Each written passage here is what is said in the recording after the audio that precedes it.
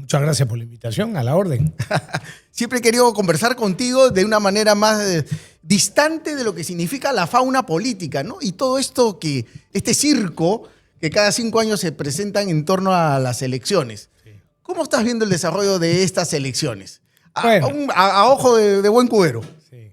Bueno, por supuesto con escepticismo, como la mayor parte de los peruanos, con pena de ver la poca calidad profesional, humana y ética de muchísimos de los actores políticos actuales, pero a su vez con esperanza de que en esta ocasión sepamos elegir un poco mejor. Porque el Perú ha demostrado, sobre todo en las últimas décadas, que consigue desarrollarse a pesar de la política. Imagínate lo que se podría hacer si la política realmente, los políticos, ayudaran a desarrollar el país. Lo que está claro es que hay una desvinculación completa entre el Perú que quiere trabajar, el empresario, ¿cómo se dice hoy? El emprendedor, ¿no? Y el enemigo de todos, que es el Estado, que no permite, por las regulaciones burocráticas, muchas veces absurdas, no permite que se desarrollen en su potencialidad todos los empresarios pequeños, medianos y grandes. Pero sí tengo esperanza de que, repito, elijamos un poco mejor. Y además, como efectivamente las normas hoy día van a conseguir que solamente hayan 4 o 5 partidos en el Congreso, va a ser una nueva experiencia. Y yo siempre he sido también favorable a la doble instancia, las 2 cámaras, sí, al Senado. Yo me opuse en el Congreso Constituyente, los de Renovación Nacional, que no es lo mismo que Renovación Popular, dicho de de eso paso, vamos a hablar. y quiero aclararlo. Renovación Nacional votó en contra de la unicameralidad. Evidentemente que no hay sistema perfecto. Todo depende de la calidad de las personas. Si la calidad de las personas, si los congresistas en general son gente capaz y honesta, daría prácticamente lo mismo que haya 1 o 2 cámaras. Ahora, estamos siendo testigos, Rafael, que hay un deterioro permanente en nuestra clase política. Pucha, intentamos mejorar, pero va a peor, a peor, a peor. O sea, yo cuando era joven recuerdo los congresos, ese congreso del primer gobierno de Alan García, por ejemplo, era muy niño, pero había calidad de debate, inclusive en los primeros años del primer congreso de Fujimori, ¿no? Antes que viera el cambio constitucional. ¿Por qué se está deteriorando tanto la política peruana? Hay actores nuevos, estos empresarios, dueños de empresas, de universidades, que se meten a la política y que a punta de dinero están comprando votos y conciencias. ¿Crees tú que ese es el fenómeno? ¿El desprestigio de los partidos políticos tradicionales puede ser el otro? No, yo creo que hay una base moral muy profunda. O sea, se ha perdido. El otro día releía una frase de Juan Pablo II, de San Juan Pablo II. San Juan Pablo. Que decía, lamentablemente Dios ha desaparecido del horizonte de los hombres. Y también leí una frase del Papa Benedicto XVI, en el que decía que el principal problema del mundo actual era el deísmo. Y explicaba algo que no se, con solo decir deísmo quizás no se entiende. Él decía, el deísmo es esa corriente que dice que sí, probablemente Dios existe, pero no tiene que ver con mi vida. O sea, puede existir, pero no tiene influencia en mi vida, no tiene una relación directa con mi vida. Con lo cual viene a ser lo mismo que decía Juan Pablo II. Si no hay una referencia a un creador y no hay una referencia a una moral objetiva a la que todos deberíamos de respetar, entonces cada uno busca sus intereses y no le interesa lo demás. entonces vemos lo que estamos viendo, no solo en el Perú, en el mundo. Sí, sí, sí. Ahora bien, dicho eso, que hay un origen moral, en el tema político peruano, además, creo yo, que se junta, por un lado, una serie de profesionales que en realidad no lo son. Tienen título, pero no son verdaderamente profesionales. Porque han salido de una serie de universidades que son universidades de fachada, que cobran mucho dinero o poco, pero como son muchos los alumnos, ganan mucho dinero. O sea, los títulos lo volantean. Así es. Entonces, no son buenos profesionales, no están calificados para ser profesionales. Pero a eso yo le añadiría dos cosas prácticas. La primera, el voto preferencial. Yo siempre me he beneficiado del voto preferencial. He sido siempre de los más votados o el más votado en las elecciones, en distintas elecciones en las que he participado. Yo no he perdido nunca ninguna elección. He sido cabeza de lista bastantes veces, desde Libertad, y pasando por Renovación y después con la Alianza de Unidad Nacional. Y también, en un caso, he cedido el primer puesto a otra persona. Y sin embargo, he tenido muchos votos. Pero, repito, aún así, creo que el voto preferencial hace daño a los partidos políticos. Porque no asegura el nivel intelectual. El tema moral ya es aparte, claro, pero el nivel intelectual. Si no hubiera voto preferencial, los partidos, lógicamente, pondrían en sus primeros lugares a sus mejores cuadros, a las personas más inteligentes, a los que los van a dejar mejor al partido. En cambio, no importa el puesto que ocupen los improvisados, como el voto preferencial favorece al más popular.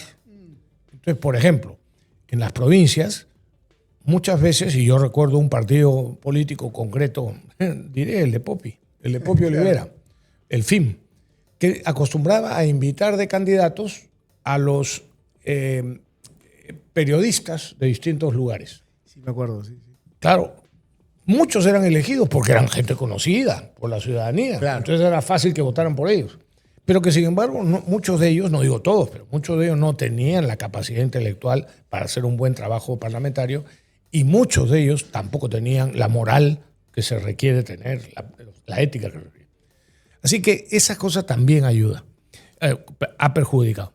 Y finalmente la segunda cosa concreta que yo creo es el sueldo. O sea, yo creo que deberíamos de volver a un sistema en el que acudir al Congreso signifique una dieta, pero no un sueldo. A lo concejal. Correcto. Como los concejales. Correcto. O sea, si vas, te pago. Correcto. Si estás presente, exactamente, te pago. Así es. Porque hoy por hoy... Yo también creo lo mismo. Entra la gente que nunca en su vida, en la vida privada, en la actividad privada, ha ganado lo que gana un congresista. Claro. Y no lo va a volver a ganar. Sin contar las cuchipandas. ¿No? Por supuesto, sin contar la cuchipanda. Claro, me pueden decir, no, es que si no le pagas un sueldo, entonces van a ser cuchipandas. No. El honesto, gane poco o gane mucho, no hace cuchipandas. Exacto. Y el que hace cuchipandas, las hace aunque gane poco o aunque gane mucho. O sea, ese es un problema distinto. Pero, ¿por qué si no le pagas sueldo a los congresistas, ¿por qué mejoraría la calidad de las personas? Porque no van a entrar muchos que van a decir, no, yo no puedo, yo no voy a tener un buen sueldo. Entonces no. Entonces me sigo en mi... ¿Quiénes van a entrar? Van a entrar los que están dispuestos a sacrificar sus horas de descanso haciendo una labor de servicio a cambio de una dieta pequeña. Exacto. Eso es lo que me parece. Exacto. Tengo una pregunta ahí, Rafa. ¿Por qué no postulaste esta vez? ¿Te invitaron a postular a Sí. ¿Te cansaste de la política? ¿Te cansaste de la política? No me cansé, porque como me dijo Carlos Alberto Montaner, este cubano escritor tan famoso, que me lo encontré hace años en Madrid un día, y me preguntó, ¿vas a postular? Yo creo que era al final del 2015 más o menos. ¿Vas a postular? O el siguiente elección, no sé. Y le dije, no, yo ya me retiré de la política. ¿Cómo te retiraste de la política? Si tienes un programa de televisión. Y le dije, bueno, sí, estás haciendo más política que nunca. Claro. Y no le faltaba razón. Esa política sí la voy a seguir practicando. Como comunicador. Sí. Le has encontrado el sabor a esto, Sí, porque a esta profesión, vamos. es una forma de descargar, es una forma de decir lo que pienso, es una forma de procurar o tratar de orientar a quienes están dispuestos a escuchar mi opinión o la de Pepe. Pero sí me he cansado ya de la actividad directa, de la política directa. Yo, por ejemplo, yo no hago una campaña nueva en mi vida nunca más. O sea, has pasado de la infantería a ser francotirador. Bueno, se podría decir que sí, sí. De acuerdo. Sí, además, otra cosa, hay que saber retirarse. Por lo menos hay que saber retirarse de esas actividades de elección, ¿no? O sea, si el día de mañana un buen gobierno, depende de quién, me convoca para ayudar en algo ejecutivo, me lo pensaría. Pero postular, hacer campaña para un cargo elegido, Ya no. ya no. Ya quemaste esa etapa en tu vida. Totalmente. El tema estábamos conversando ahora antes de entrar al estudio, sobre que tú has sido muy crítico cuando has sido ministro de Defensa del tema de compra de armas. Sí. Y me lo dijiste fuera del estudio hoy. Yo sé que es antipopular lo que voy a decir. ¿Tú no crees que el Perú deba comprar 24 aviones? No, ¿Por qué? 24 aviones de combate. De combate. No, de ninguna manera. Porque, por ejemplo, son mucho más útiles para las necesidades del Perú hoy día comprar helicópteros de transporte. Tenemos muy pocos helicópteros de transporte. Yo no sé cuánto es el parque total hoy, Sí. pero no deben de ser más de 30 helicópteros en buen estado y funcionando. Incluso menos. ¿Tú sabes cuál es el parque automotor de helicópteros, por ejemplo, de Colombia? No. Que tiene los mismos problemas que nosotros. Con Narcotráfico, Prime, minería así y es. todo completo. Tiene más de 300 helicópteros. Los aviones de combate que quieren comprar van a costarnos, si compran los F-16, podría ser alrededor de 7.000 millones de dólares. Pero han aprobado 3.500 nada más. Bueno, por Ah, eso, hay que poner más. porque eso era lo que costaban los que pensaban comprar antes, los suecos. Antes que viniera Trump a tocarnos la puerta. Exactamente, exactamente. Entonces, ahora que con la relación con Estados Unidos ya hay una corriente para comprar F-16, que evidentemente son mejores aviones y más modernos. Pero el punto es este. Uno de los argumentos es sí, porque la flota aérea de combate en el Perú ya está obsoleta. Bueno, pero con el desarrollo tecnológico que existe hoy en el mundo, dentro de 5 años, estos aviones nuevos van a ser obsoletos también. Ya Elon Musk lo ha dicho con toda claridad. El combate aéreo va a ser a punta de drones no tripulados. Entonces, 24 aviones de combate que nos cuesten esa cantidad, por decir, 7.000 millones de dólares, yo me pregunto, ¿no hay acaso otras cosas que podrían ser mucho más útiles para las Fuerzas Armadas y para el pueblo peruano en la utilización de esto? Por ejemplo, helicópteros. Por ejemplo, hospitales de campaña. O aviones de servicio para trasladar Aviones de emergencia. De emergencia, ¿no? Médicos, correcto. Exacto. No uno, que tenemos uno. Necesitamos varios. O incluso hospitales para las Fuerzas Armadas. Pero ya no digo los hospitales aquí en Lima, que muchos de ellos se caen a pedazos y son absolutamente obsoletos también, sino hospitales para las Fuerzas Armadas en provincias. Y entonces, claro, alguien me diría, bueno, pero ¿y si no? Porque yo creo que no van a haber guerras, sinceramente. Esa tesis, tu punto me parece interesantísimo desde el aspecto geopolítico, ¿no? Tú estás apostando a no guerras. Sí, es que... Y tiene sentido, porque lo que estamos es una guerra comercial permanente con todo el mundo. Por supuesto. Turística, comercial. Es que de eso va el mundo ahora, por lo ya menos en no hay esta parte. país, ni siquiera los países comunistas. Ojo, estoy hablando de Sudamérica. No estoy hablando de Europa y no estoy hablando si fuéramos Estados Unidos.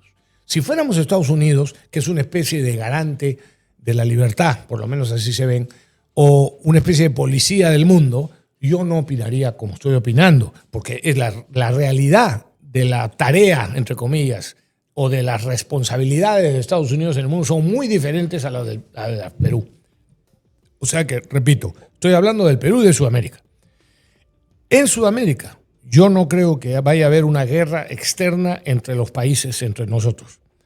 Ningún país de Sudamérica, ni siquiera la Venezuela de Chávez o la Petro de Colombia o la de Evo Morales, piensa que la manera de crecer o de mejorar es declararle la guerra al país vecino. Ninguno nos va a declarar. Saben todos que una guerra es lo peor que les puede pasar. En cambio, la guerra, entre comillas, es comercial. Exacto. ¿no? Es integración.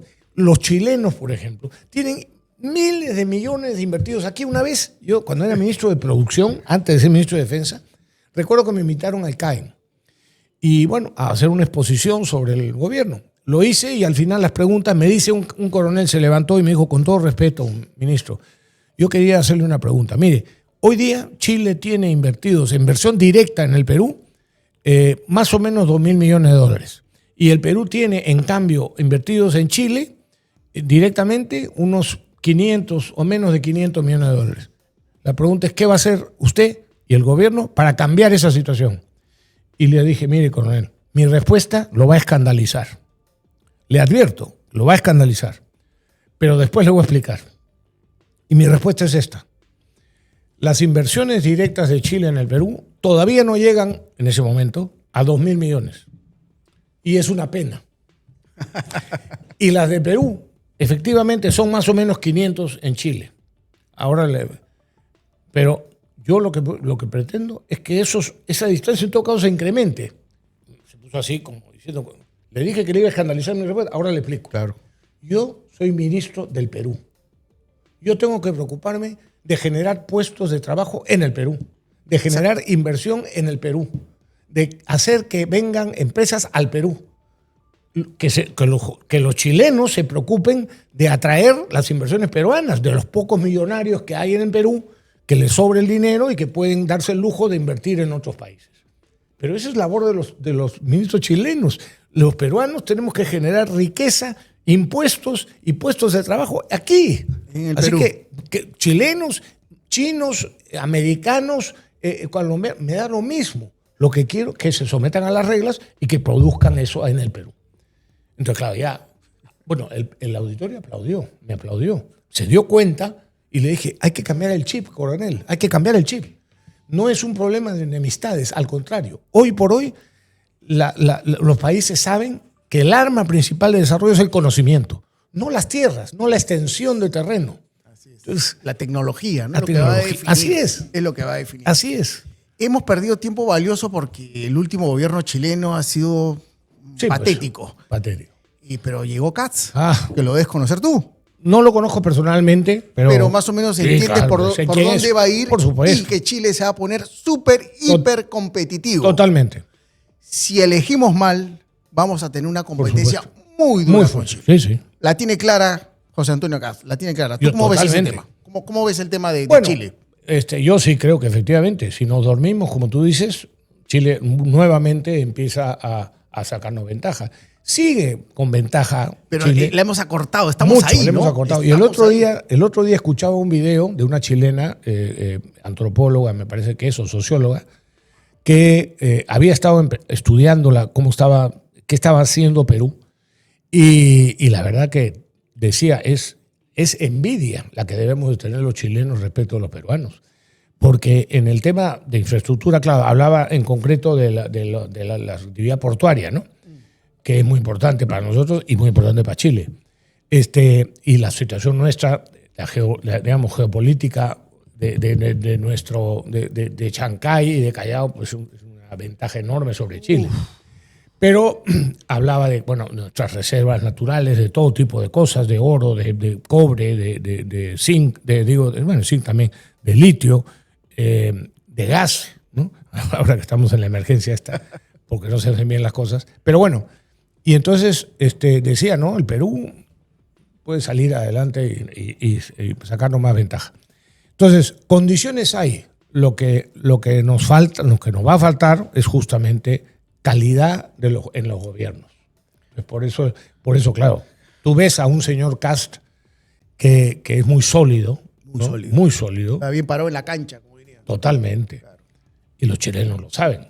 Entonces, claro que van a significar una competencia fuerte. Y bueno, muy bien, bienvenido, porque nos exigirá a nosotros también que pensemos bien y elijamos a gente que pueda dirigir al país adecuadamente. Y mientras tanto, en la política peruana, la derecha, si se cabe el término, Keiko y López Aliaga se están peleando, es la noche de los cuchillos largos. ¿Cómo ves ese tema? Ya, yo no veo que se estén peleando. Yo veo que Rafael López Aliaga, que por cierto, a ver, primero a mí no me gusta, como a Pepe Barba igual, mi compañero de programa, hablar de derechas e izquierdas. Así es, no nos gusta. Porque hoy, en el fondo, ya prácticamente no existen las ideologías.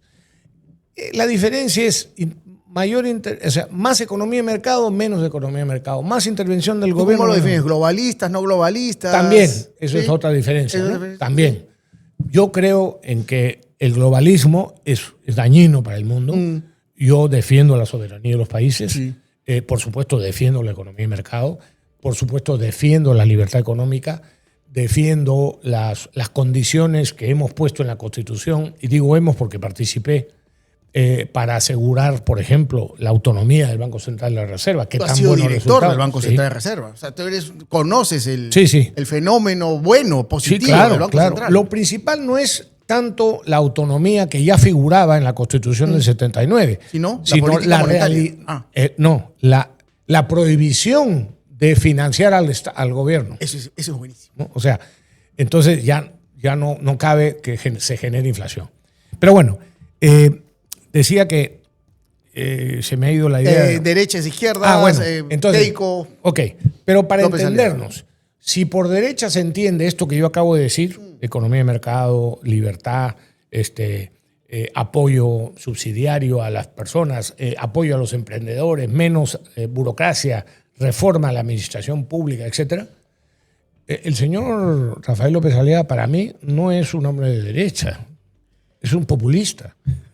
Y lamentablemente, tengo que decirlo, hace demagogia. Y además, muchas veces, lamento decirlo, porque pocas personas lo dicen, y creo que hay que decirlo porque me consta, dice cosas que no son ciertas. A veces dice tonterías. Son tonterías o porque también insulta.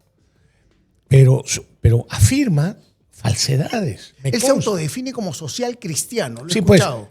A mí nunca me ha gustado usar la religión para temas políticos.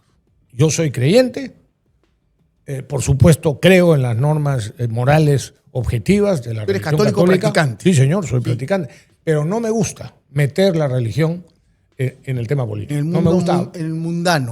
Usar la religión. Usar como instrumento político. Como instrumento, así es. No, eso no me parece bien. Pero bueno, y en cambio y veo entonces a Rafael López Aliaga que considera que insultar o desprestigiar a sus contendores es lo que a él le puede servir o le va a servir para crecer.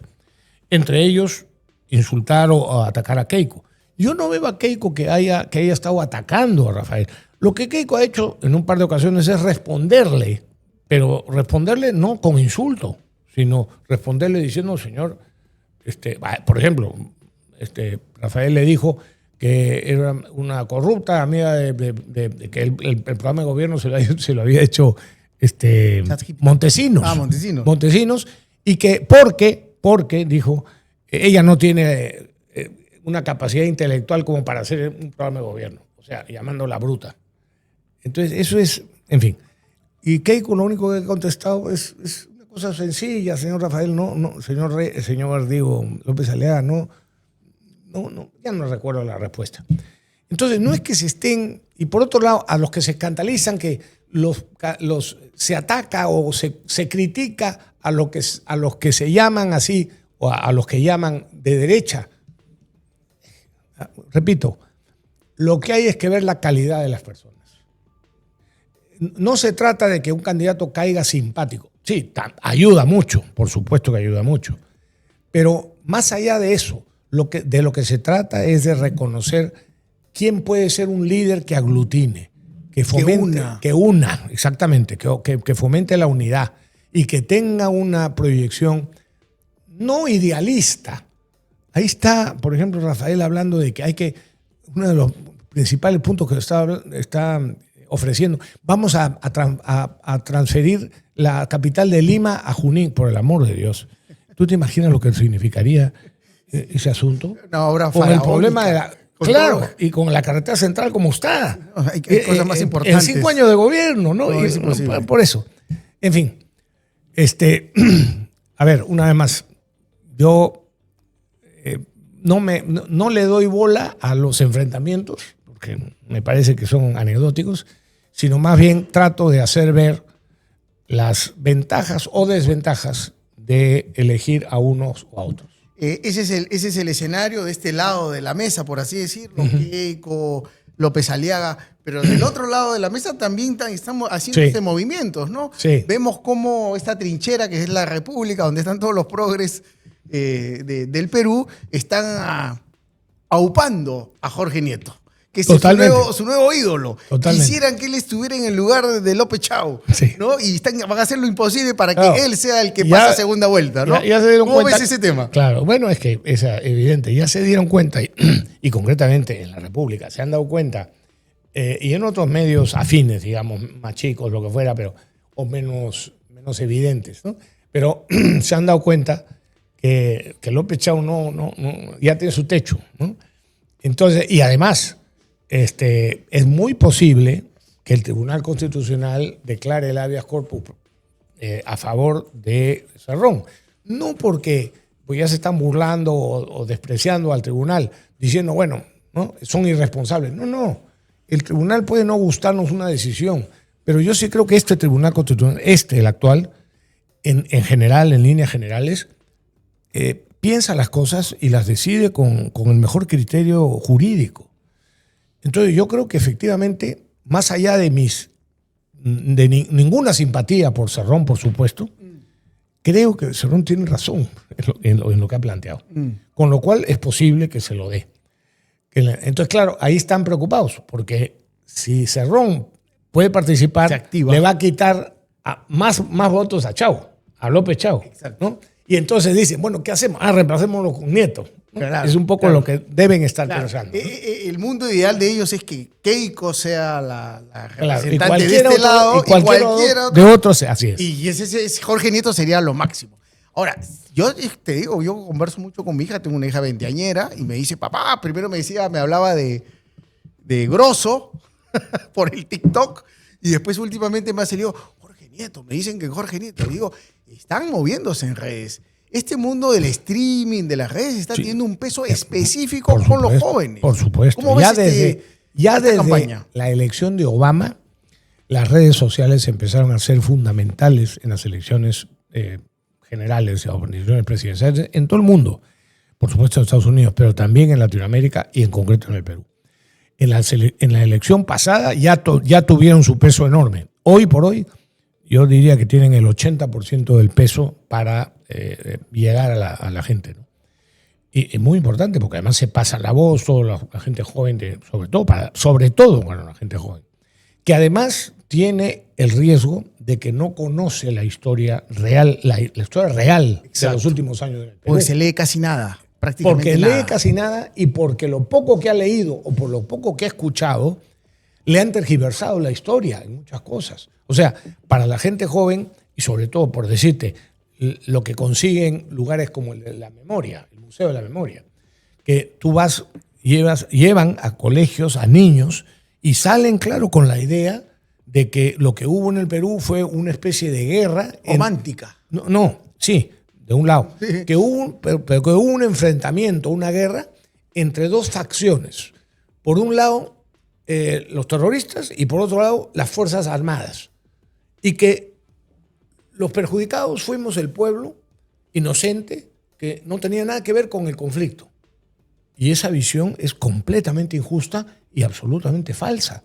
Aquí lo que hubo fue un atentado de los terroristas contra toda la sociedad, contra todo el pueblo peruano, que lógicamente tiene que defenderse. ¿Y con qué? Pues con sus Fuerzas Armadas, que para eso están. Con el imperio de la fuerza, ¿no? Y de la ley, para Exacto. defendernos. Exacto. Con lo cual, no se trató de un enfrentamiento entre dos bandos, sino un enfrentamiento del terrorismo contra la población peruana. Contra todos. Y eso no lo han captado los jóvenes, porque le han vendido la otra historia. Y entonces consideran, claro, ¿quién estaba en el lado de las Fuerzas Armadas? Fujimori. Claro. ¿No? Entonces dicen, con Fujimori, esta se ve lo mismo, violación de derechos humanos y todo. Sin darse cuenta de que, al contrario, Fujimori fue el que cambió la política militar. Yo, te advierto, a mí me llamaron en su momento fujimorista. Nunca he estado en la fila de Fujimori. Sí, en el 2011 fui candidato con Keiko, que me lo pidió, pero, y en el Congreso muchas veces apoyé las cosas que me parecían positivas de Fujimori, pero también discrepamos en muchas cosas. ¿No? Y incluso denuncié en algunos casos a Fujimori. Bueno, de aquí, posterior. como a mí, como a todos, Claro. los fascistas no dicen, ¿no? Así es.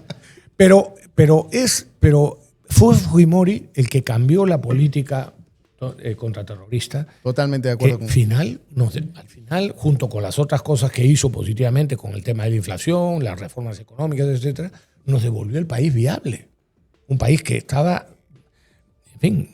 Rafael, técnicamente seguimos viviendo de ese crédito. Sí, señor. En el fondo, sí. En el fondo seguimos viviendo del crédito de los 90 hasta Totalmente. ahora. Estamos alargando el presupuesto. Absolutamente. ¿No? Y por eso es que yo veo a Keiko mucho más madura que hace unos años.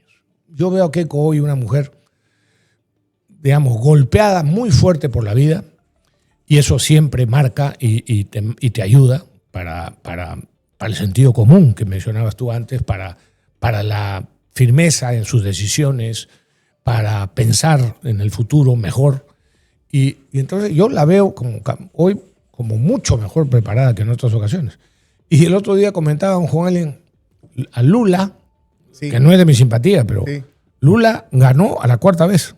Sí, y si Keiko hace ese movimiento de cintura, si fuera un futbolista, diría yo, hace un pique y se acerca al centro, a ese centro que le ha sido tan esquivo, centro izquierda, Sí. yo creo que podría tener una posibilidad de pasar ella a una segunda vuelta, porque experiencia tiene. No quiero decir que acá vamos a votar ni hacer campaña por Keiko, estamos analizando las proyecciones de cada candidato. Así es. Siempre, por lo menos la gente, los globalistas, para entrar a la definición de Rafael, quieren tener una segunda vuelta con Keiko, porque se supone que le van a ganar. Absolutamente. Ahora, ese movimiento de cintura final podría dar la diferencia y Sí, claro. cambiar el destino. Y bueno, yo no sé, tengo una intuición, ¿no? de que en esta ocasión va a ser Sí, diferente. puede ser. Ahora, hay un personaje que se está paseando por la serie de televisión, que está definiendo campañas, está destruyendo un tal Samir Villaverde. ¿O algo así? Se ha convertido, de asaltante de pizzerías, el que se ha tomado una foto. Tú tienes una foto con... Sí, yo no lo conozco, felizmente. Porque si tuvieras una foto con él... Evidentemente que una foto no dice nada, ¿no? Claro. Por supuesto, yo tengo una foto con Marcelo Odebrecht, ¿no? El sinvergüenza, pero en un cóctel que hizo Odebrecht por los 25 años de estar en el Perú, en el 2011 o 2010, que fue todo Lima. Y que mis enemigos en esa época me sacaron la foto, por supuesto, La República la publicó como si fuera pues un escándalo, ¿no? Años después. Pero una foto no dice nada. Ahora bien, el otro día este general Grosso, ¿no? Que comentó que, bueno, él era el segundo o el director del CAEN y lo vino a buscar el señor Villaverde y lo invitó a almorzar. Entonces fue... Oye, yo no sé quién es, no lo conozco a Villaverde, pero... ya se sabía un poco en qué terrenos trabajaba o iba, ¿no? Con lo cual, tampoco es muy lógico que vayas a almorzar así como con cualquiera, ¿no? O sea, bueno, el hecho es que efectivamente se ha convertido en una especie de... Fiel de la balanza. Fiel de la balanza. Acá me preguntan los del chat, me preguntan, ¿por qué Bruno no le pregunta a Rafael sobre el apoyo de Keiko a Michelle Bachelet? Para la Secretaría de la ONU, sí. Ha visitado, a ver, ha tomado un importante movimiento porque hay que tener presencia internacional. Los candidatos normalmente hacen ese tipo de movimientos, ¿no? Sí. A la toma de mando de Katz ha asistido ella, es la única política Sí. que ha asistido, ni siquiera López Aliaga y menos el No, presidente. es la única el presidente invitada, está de adorno, entiendo. ¿no? Sí, sí, A claro. su invitada, Sí. ha dado declaraciones en CNN de Chile y ha anunciado el apoyo a Michelle Bachelet. A ver, yo creo que ese es ese justo movimiento que ella está intentando hacer, Bueno, ¿no? sí, no. Bueno, es lo que, quizá a lo que tú te referías A lo que yo me antes, ¿no? refiero, ¿no? A ver, Buscar yo esa no estoy de apertura. acuerdo. O sea, yo en eso, por ejemplo, yo no habría actuado como Keiko. Yo no le daría mi apoyo. Tú no le darías el apoyo a Bachelet. Sin embargo, la señora Bachelet, sí, en ese tema, en el tema de la OEA, o no, de la Corte Interamericana, ¿no? ¿Dónde es la comisión? Sí, para la Secretaría de la ONU. Por eso, ya, en la ONU, bueno, Sí. por eso, dentro del espectro ese. Ya ha actuado algo en algún sitio, ya ha declarado, por ejemplo, y llegó efectivamente a constatar las violaciones que se hacían en Venezuela. O sea, sí tuvo un papel decente. Ahora, bueno, pues no quiere decir que Keiko va a acertar o va a estar o va a tomar todas las decisiones que pueda tomar Keiko. Y no, yo no estoy haciendo campaña por ella. No, pero estamos simplemente digo, analizando cuáles podrían ser sus pasos para poder lograr la presidencia. sí, correcto. Pero yo personalmente no hubiera apoyado a la Bachelet. Hubiera buscado otros candidatos. Pero en fin, no quiere decir que una persona se descalifica por tomar una decisión con la que tú no estás de acuerdo. O sea, también hay libertad, ¿no? No es una inmoralidad apoyar a Bachelet. Puede ser, desde mi punto de vista, un error por ideología, de alguna manera, ¿no? Pero bueno, no. O una demostración de aperturas a ciertos Que sectores. es lo que tú, claro, yo, puede ser, a sí, lo mejor, sí, para sí, poder es lo dar que ese está, salto sí, es de lo que calidad está intentando muestra de apertura. tender puentes hacia esa. No puedo dejar de preguntarte, Rafael, dada tu experiencia de este escenario peruano en donde dos grandes potencias, China y los Estados Unidos, se van a disputar. Somos como la novia que dos pretendientes quieren enamorar. ¿Cómo ves ese escenario en los próximos años? Evidentemente que es un escenario complejo, Sí. porque los dos países, tanto el presidente chino como el presidente de Estados Unidos, además son personas con carácter y ¿no? Entonces sí, van a exigirnos cosas. Pero yo creo que tenemos, o sea, esa dificultad, pero por otro lado tenemos la gran ventaja de esa posición geopolítica. Es formidable. Así es. Entonces, lo que tenemos que hacer simplemente es no permitir que nos avasallen. O sea, ninguno de los dos. Nosotros tenemos una apertura comercial con los dos países, la debemos mantener. Si sabemos ser serios y poner a China en su sitio, sin permitirle excesos, Estados Unidos no tendrá razones para digamos, protestar. Y por otro lado, si protesta Estados Unidos, pero nosotros estamos haciendo lo que en la práctica corresponde, no tenemos que preocuparnos. Y es tan fuerte, digamos, la importancia del Perú para los Estados Unidos es tan fuerte que Trump podrá ser avasallador, pero tonto no es. Claro. Con lo cual, por poco que nos comportemos con seriedad, lo que no se puede, por supuesto, es permitir el avasallamiento de los chinos, que se ha permitido a veces en el Perú, por ejemplo en el tema de pesca. Los barcos pesqueros chinos estaban cometiendo barbaridades y además sin respetar una norma que tenían que cumplir específicamente, que era la de instalar el control satelital para asegurarnos que no pescaran ilegalmente. Pero los chinos no quisieron hacerlo. Bueno, hoy ya se le ha puesto en su sitio y ya se fueron los chinos, se han ido a Chile y a Argentina. Tremendo escenario para el próximo presidente de la República, un escenario interno y complejo el escenario internacional, donde el Perú se está convirtiendo en un actor importante. Absolutamente. Somos la puerta de entrada y salida para el Asia-Pacífico, que es el futuro, lo que va a definir los próximos 70 años. Totalmente. Muy importante la elección del 12 de abril. Así es. Ojalá que seamos inteligentes y elijamos a lo mejor. Así es. no, me quedo con esto. A lo mejor si Keiko le quiñe el ojo un poquito a la izquierda, puede conseguir el objetivo final, quién sabe, ¿no? Sí, no mucho. Porque... No mucho, ahí nomás. Pero muy bien. Un café por lo menos que se sienten a tomar. Rafael, gracias. Gracias a ti. Un honor estar encantado. contigo. La Muchas verdad que ha gracias. sido muy Siempre grato. tu capacidad de análisis es importante para nosotros. Lo que pasa es que uno cuando... Ya los años, ¿no? Cuando uno, por un lado la experiencia, pero por otro lado, cuando uno no está en campaña... Es más relajado, ¿te das cuenta? Mucho más relajado. Yo prefiero conversar contigo 2 horas que estar con candidatos al Congreso. Claro. Lo tengo claro. Bueno, gracias. Listo, gracias, Rafael. Señores, ha sido todo por hoy. Buen fin de semana. Visiten a sus padres, salgan con la familia, disfrútenla. De verdad, es lo mejor y lo único que realmente tenemos. Muchas gracias. Los dejo con mi amigo, el doctor César Olaya, el doctor que no te falla. Preparen sus preguntas. Nos vemos el día lunes. Chao.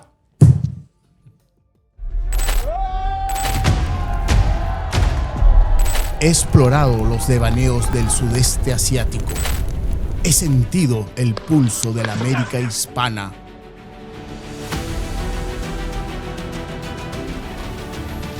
Viví la vieja Europa.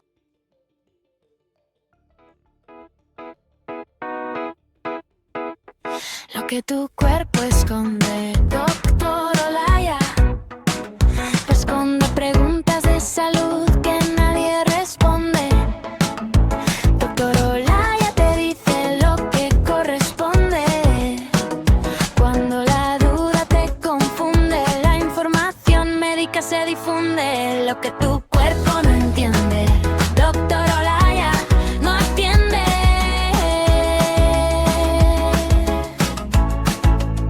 Doctor Olaya responde. Doctor Olaya. Doctor Olaya responde. Doctor Olaya responde.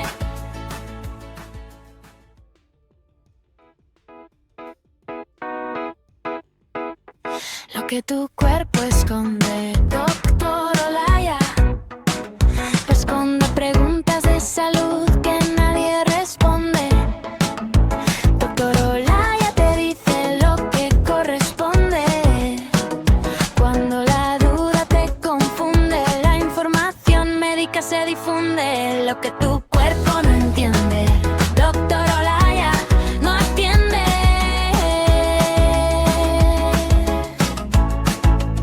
Doctor Olaya responde. Doctor Olaya. Doctor Olaya responde. Doctor Olaya responde.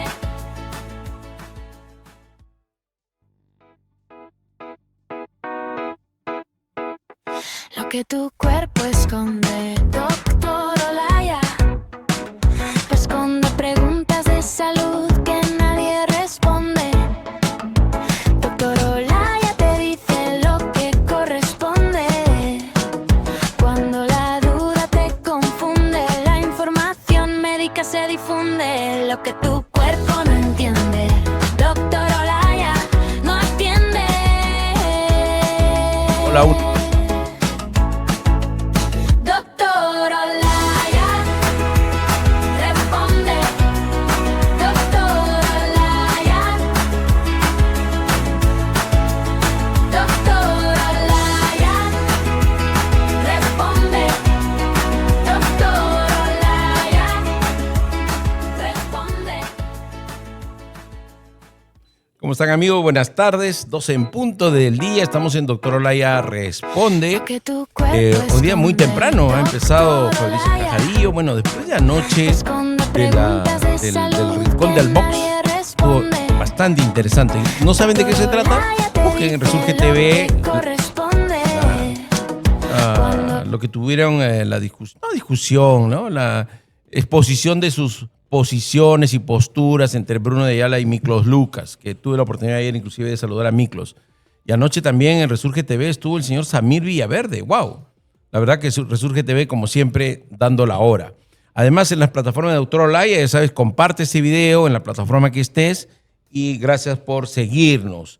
Estamos en Doctor Olaya Responde. En esta oportunidad toca hablar sobre algo muy importante, que es el exceso de peso en menopausia. Las personas, las mujeres en menopausia, ¿suben de peso o no suben de peso? Es común encontrar pacientes que vienen y dicen, doctor, desde que dejé de arreglarme subí de peso, pero he ido al ginecólogo y me ha dicho que no, que la menopausia no tiene nada que ver con el peso. ¿Es en serio? ¿Ustedes qué opinan? A ver, que nos escriban a una mujer que de repente pasó por menopausia y cómo le fue con el peso.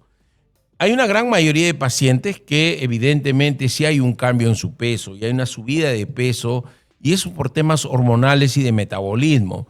Hay un artículo muy interesante de la Mayo Clinic que salió publicado el año pasado, y miren, ellos han detectado que más o menos la mujer antes de la menopausia hasta la posmenopausia, dice, suben 700 gramos por año, 1 kilo por año.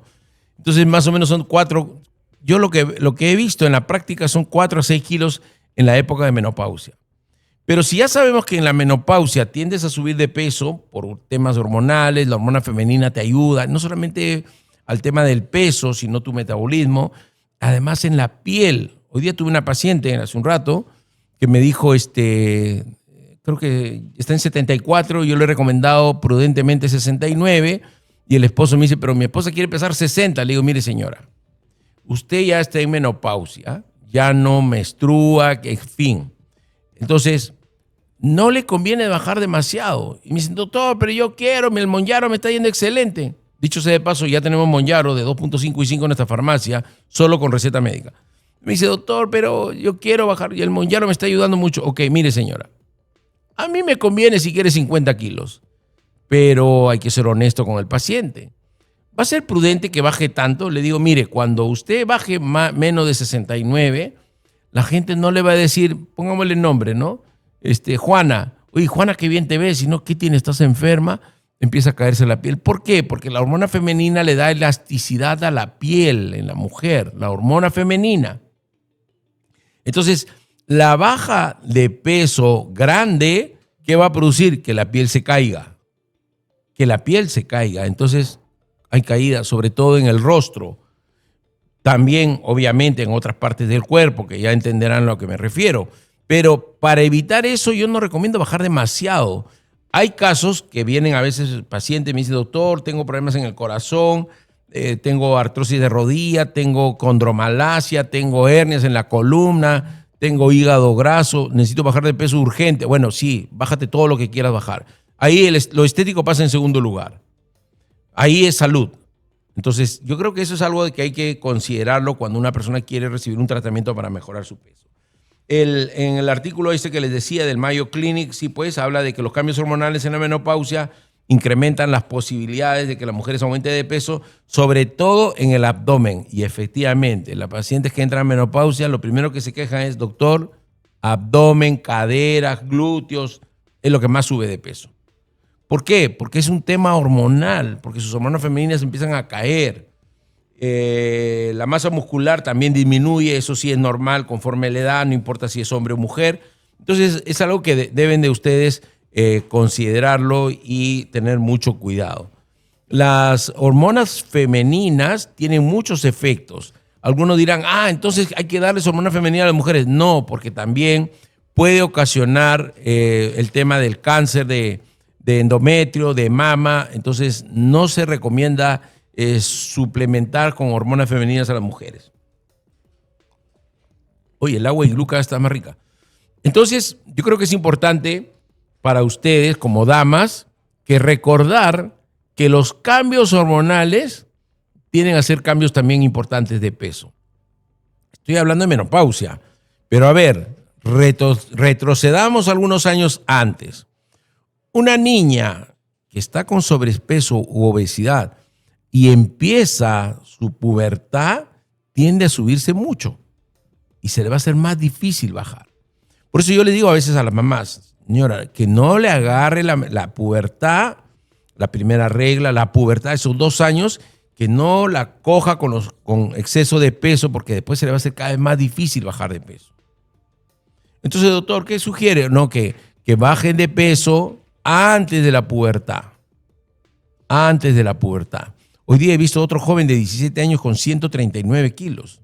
A mí, yo les digo, me llama mucho la atención porque eso, hombre, un jovencito, bueno, bien alto, pero igual, eso es algo que estamos viendo cada vez más. Y cuando yo le pregunto, 17 años, ¿cuándo empezaste a subir de peso? A los 12 años, o sea, la pandemia, ¿no? Y otro caso que quería resaltar el día de hoy día tenía una paciente